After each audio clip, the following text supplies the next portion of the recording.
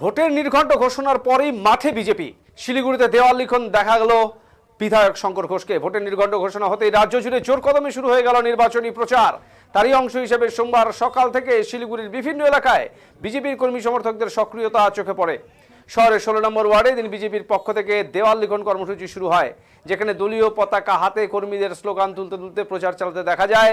এই দেওয়াল লিখন কর্মসূচিতে উপস্থিত ছিলেন শিলিগুড়ির বর্তমান বিজেপি বিধায়ক শঙ্কর ঘোষ। তার উপস্থিতিতে কর্মী সমর্থকদের উৎসাহ আরও বাড়তে দেখা যায়।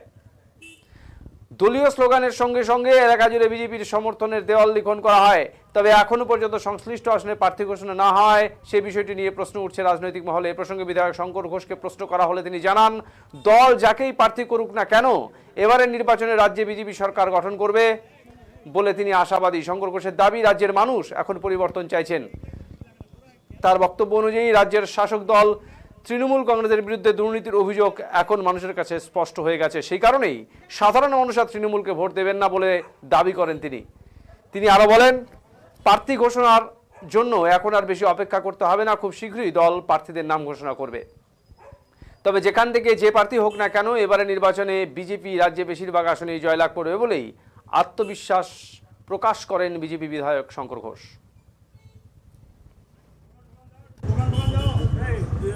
ঘোষণা হয়নি, প্রার্থী তালিকা ঘোষণা হয়েছে। বিজেপির প্রার্থী হচ্ছে পদ্ম ফুল, ফলে পদ্ম প্রতীকে এবার আমরা মানুষের কাছে বরাবরের মতন ভোট চাইতে যাব। ব্যক্তি তো সেখানে নিমিত্ত মাত্র, প্রতীকই হচ্ছে আসল।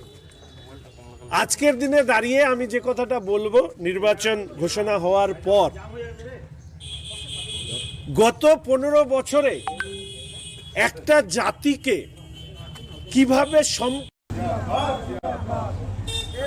ঘোষণা হয়নি, প্রার্থী তালিকা ঘোষণা হয়েছে।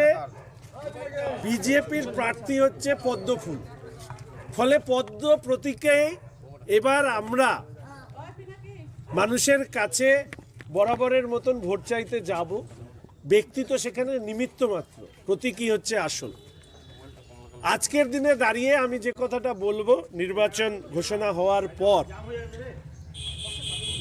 গত 15 বছরে একটা জাতিকে কিভাবে সম্পূর্ণরূপে ধ্বংস করা যায় সেটা দেখিয়েছে তৃণমূল কংগ্রেস।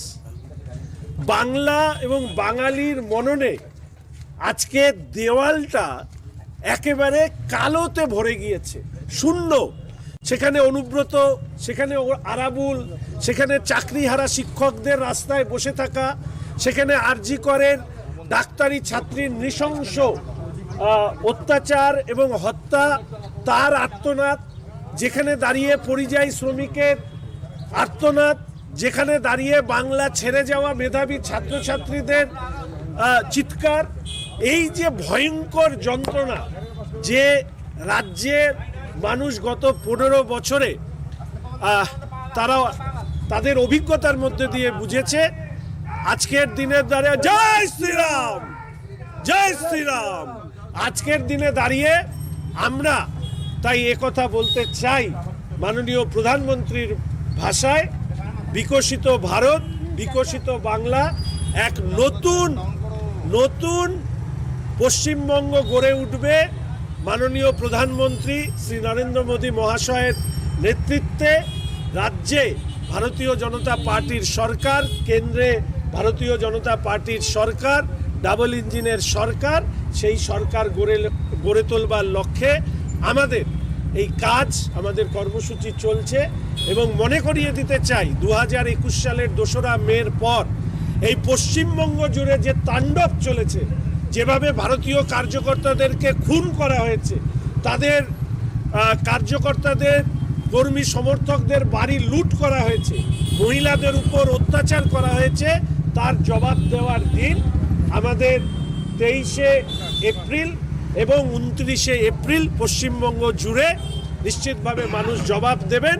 এবং বাংলা এবং বাঙালিকে মাননীয় মমতা ব্যানার্জি রাজ্যের মুখ্যমন্ত্রী তিনি যেভাবে হুমকি দিয়েছেন 1 মিনিটের মধ্যে 12টা বাজিয়ে দেবে কোনো এক কমিউনিটি, আমরা শুধু মানুষের কাছে বিনীতভাবে এই আবেদন করতে চাই যে পশ্চিমবঙ্গে আপনারা কি দ্বিতীয় শ্রেণীর নাগরিক হয়ে থাকবেন তৃণমূল কংগ্রেসের জামানায়, নাকি মাথা উঁচু করে বাঁচবেন?